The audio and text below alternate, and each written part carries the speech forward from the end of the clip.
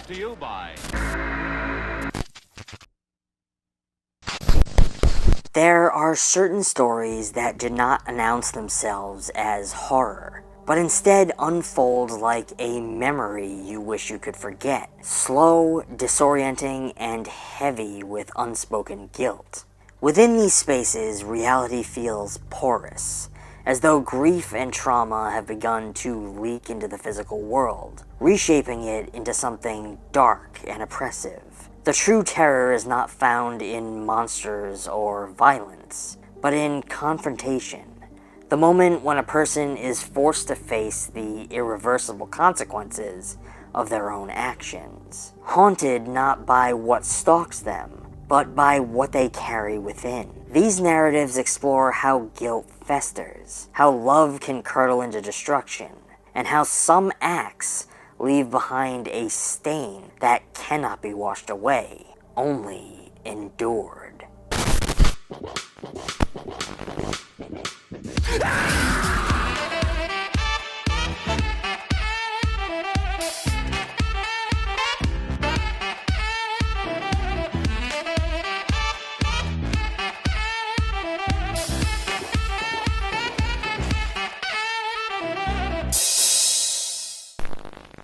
Hello friends, and welcome back to ETF. John Westcott's Infectum is a deeply haunting, psychologically laced horror experience that siphons off the energy of your classic possession concept and tells a very simple fragment of a narrative without delivering anything straightforward.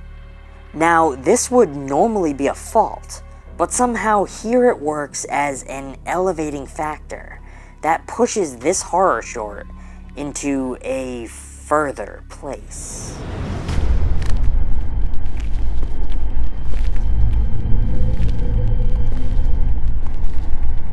From the opening image, a shot that brought the phrase, "Excuse me sir, your TV is leaking," into my overstuffed brain.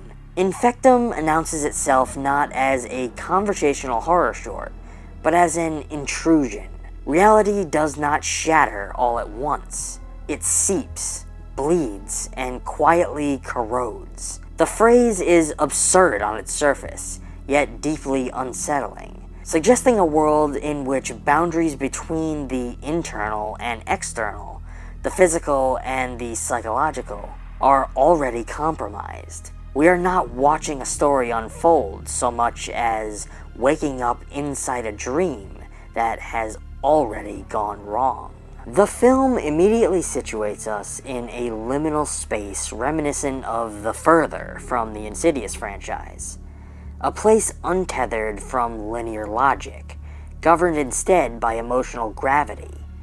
This is not a dreamscape meant to be decoded through rules, but one meant to be felt. Westcott demonstrates a sharp command of tone, allowing atmosphere to do the heavy lifting. The pacing is deliberate, the silence oppressive, and the sense of dread accumulates not through jump scares, but through inevitability. Something has already happened here. The film's power lies in how long it makes us sit with that fact before allowing us to understand it. Visually, the film is steeped in darkness, not merely low light, but emotional obscurity. The lighting design emphasizes absence as much as presence, casting the unnamed protagonist into a world that feels drained of warmth, safety, and clarity. This oppressive gloom mirrors the internal landscape of grief and psychological collapse. The darkness does not conceal the horror, it is the horror. Every shadow feels weighted with memory, as if the environment itself is bearing witness to an unspeakable act. At the center of this nightmare is the entity, a grotesque womanly figure, sopping wet, her body seemingly saturated with something far heavier than water. She appears less like a monster in the traditional sense, and more like a manifestation of unresolved agony. Her drenched state evokes drowning, not just as a physical act, but as an emotional one, being submerged in guilt, regret, and the irreversible consequences of violence. She feels soaked through with suffering, as though the pain of her death has not dissipated, but instead clings to her form, refusing to be washed away. This figure can be read as both victim and apparition, blurring the line between haunting and conscience. Rather than chasing or attacking, her presence accuses. She is the embodiment of what cannot be undone. In this way, Infectum aligns itself with psychological horror traditions, where the monster is not an external invader, but a reflection of inner corruption. The terror does not come from the threat of death, but from the certainty that something far worse, living with what has been done, is unavoidable. The film lends itself naturally to an interpretation rooted in guilt and moral reckoning. It can be read as the psychological journey of a man confronting an atrocity that he has committed, possibly the drowning of someone he loved. As he ascends the stairs, retracing his steps, the movements feel ritualistic, almost funeral. This ascent is not toward salvation, but toward truth. Each step carries the weight of memory, forcing both the character and the audience to relive the final moments leading to the act itself. What makes the interpretation particularly haunting is the ambiguity surrounding agency. Did the protagonist snap, committing an act of violence born from overwhelming emotion or psychological fracture? Or was he guided, nudged, by something more malevolent? The film refuses to answer this outright, and in doing so, it becomes far more unsettling.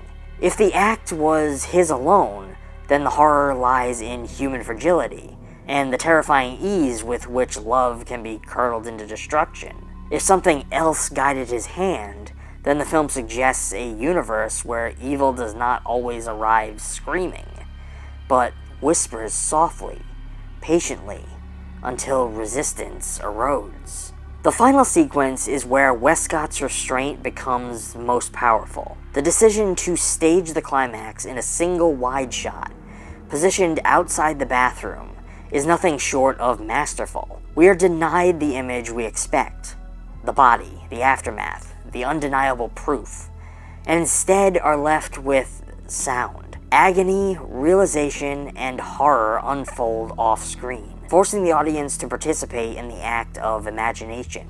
This is a crucial psychological maneuver. By refusing to show us what lies beyond the door, the film allows our own minds to fill in the blanks, and what we imagine is inevitably more personal, more disturbing than anything explicitly depicted. This choice reinforces one of the film's core themes, that some horrors cannot be confronted directly. They must be felt, absorbed, and lived with. We could say saturated by. The camera's refusal to cross the threshold mirrors the protagonist's own psychological paralysis. He cannot undo what he has done, and we cannot unsee what we now understand. The title, Infectum, quietly frames the entire experience, suggesting contamination, corruption, or something spoiled beyond repair. It invites interpretation without dictating meaning. True to the film's ethos, Westcott does not explain, he trusts. He trusts the audience to sit with uncertainty, to draw their own connections, and to wrestle with the implications of what they've witnessed. In doing so, the film transcends simple narrative horror and becomes something far more intimate, a meditation on guilt, memory, and the way trauma infects everything it touches. Infectum is not a film that lingers because of what it shows, but because of what it leaves behind. Like water seeping from a television, its horror spreads quietly, long after the screen goes dark, soaking into the viewer's subconscious and refusing to dry.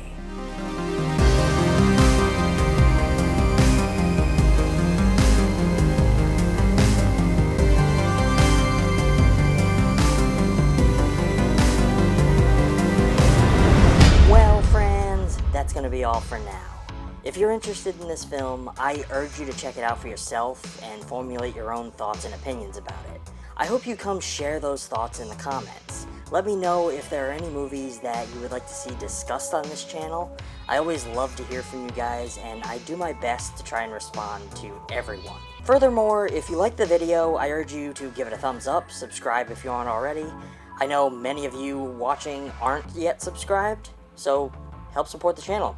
Subscribe.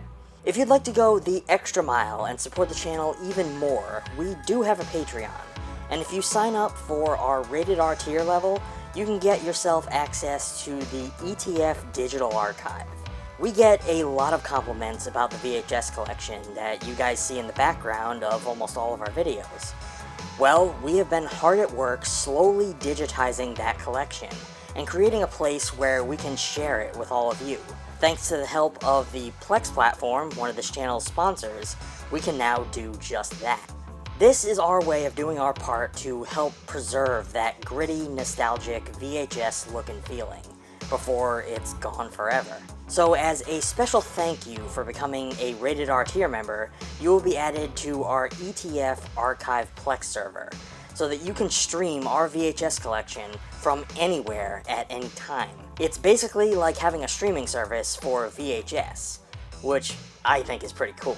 We also have a Mercari store, where you can go and get yourself a little piece of the ETF archive. While collecting VHS, Blu-rays, and DVDs over many years, we wind up with lots of duplicates, and we unfortunately can't store them all. So on our Mercari shop, we have those for sale. Purchasing those not only expands your collection, but makes room for us to expand ours. All the links for everything are down in the description. Until next time, stay safe, and as always, thanks for watching.